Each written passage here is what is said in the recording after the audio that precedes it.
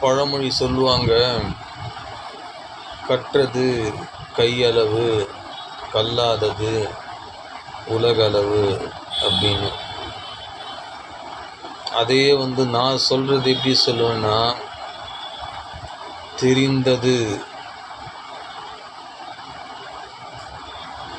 ஓரளவு, தெரியாதது பல அளவு.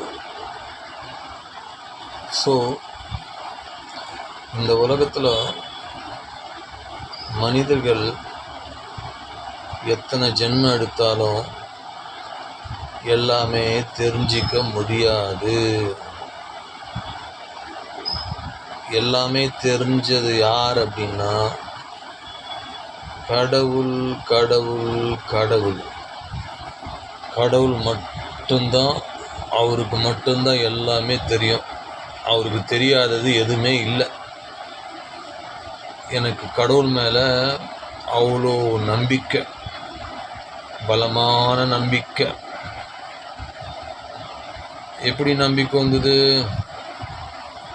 கடவுளுக்கும் எனக்கும் டைரக்ட் ரிலேஷன். நான் எதுனா ஆசைப்பட்டேன்னா அவர் எனக்கு தருவார். நான் முன்னாடியெல்லாம் நடந்து போயிட்டுருப்பேன், ஒரு சைக்கிள் இல்லையே அப்படின்னு நினச்சேன். கடவுள்கிட்ட கேட்டேன், தந்தார். அதுக்கப்புறம் சைக்கிளில் போகும்போது ஒரு 2 வீலர் இல்லையே நினச்சேன். கடவுள்கிட்ட கேட்டேன், தந்தார். அது செகண்ட்ஸ் 2 வீலரு. அதுக்கப்புறம் செகண்ட்ஸ் 2 வீலரில் போகும்போது ஒரு புது 2 வீலர் இல்லையே அப்படின்னு நினச்சேன். கடவுள்கிட்ட கேட்டேன், தந்தார்.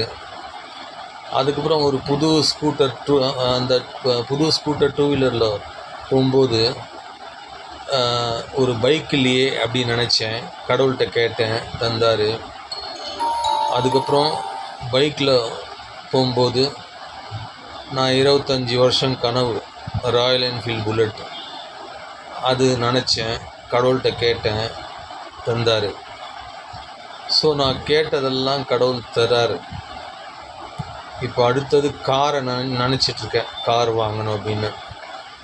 அதை நான் கடவுள்கிட்ட கேட்டிருக்கேன், தருவார். Especially Tata car, Tata brand. Tata brand எனக்கு ரொம்ப பிடிக்கும். ஏன்னா அந்த கம்பெனி ஜெனூனான company, good company, super company. அந்த கம்பெனிக்காரை நம்பி வாங்கலாம். நம்ம சேனல் தான் உண்மையாச்சே, உண்மை மட்டும்தான் பேசுவோம். ஓகே, பாய்.